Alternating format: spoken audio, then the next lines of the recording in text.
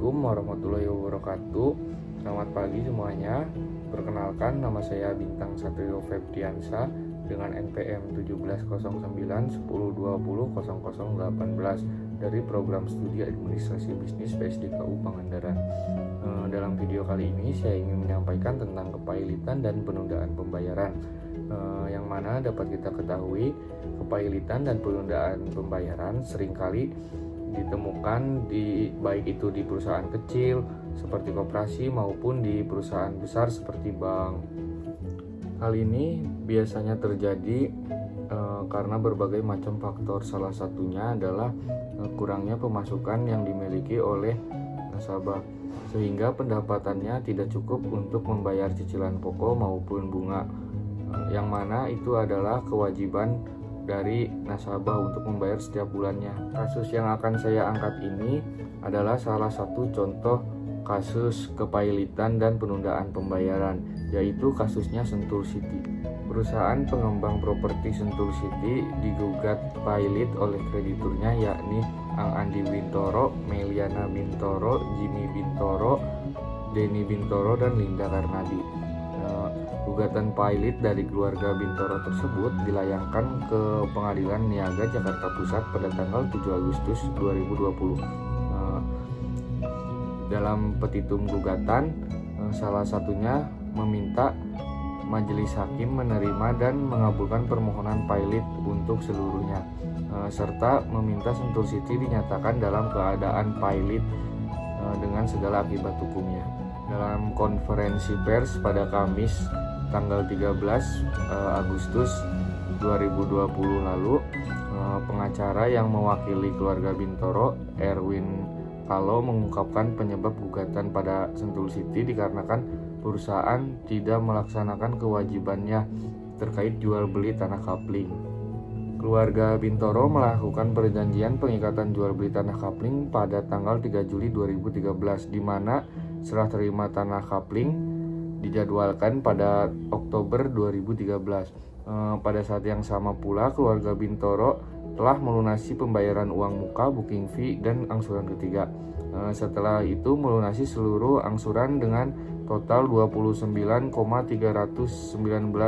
miliar pada tanggal 3 Maret 2015. Tetapi setelah pelunasan dilakukan, Sentul City belum melakukan serah terima.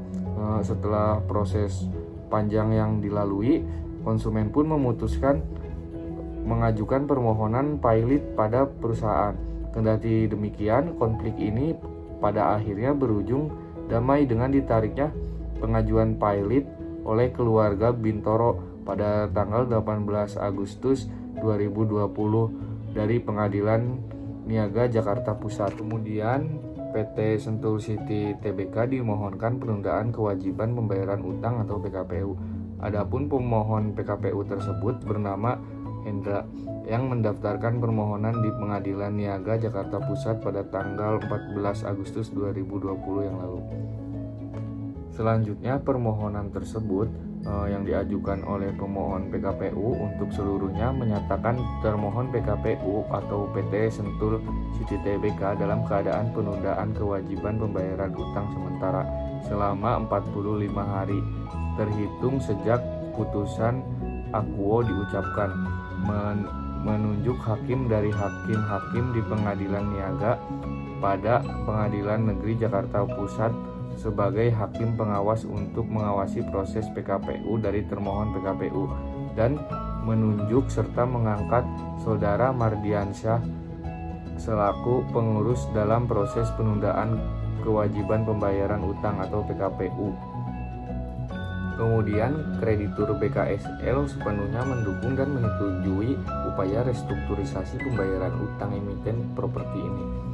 Dalam rapat pemungutan suara PKPU di Pengadilan Niaga Jakarta Pusat, sebanyak 100% kreditor separatis dan 97% kreditor konkuren, yang terdiri dari mayoritas konsumen BKSL memberikan persetujuan terhadap proposal rencana perdamaian yang diajukan oleh Sentul City untuk mengurangi beban utang.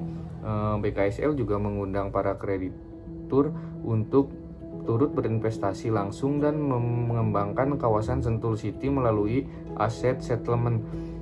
Perdamaian ini dapat tercapai dengan dukungan dari Aji Wijaya dan AJ Capital selaku kuasa hukum dan penasihat keuangan, serta seluruh tim internal Sentul City selama proses PKPU ini berlangsung. Jadi menurut saya masalah ini memang masalah yang harus ditindaklanjuti karena masalah ini akan berdampak panjang dan berpengaruh terhadap keberlangsungan kehidupan pihak-pihak yang terkait di masa yang akan datang.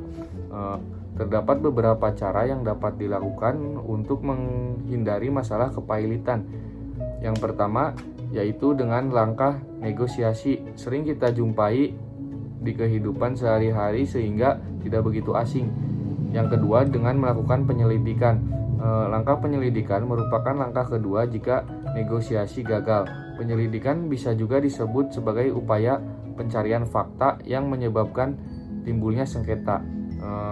Tujuan utama dari penyelidikan yaitu mengawasi agar tidak terjadi pelanggaran perjanjian internasional.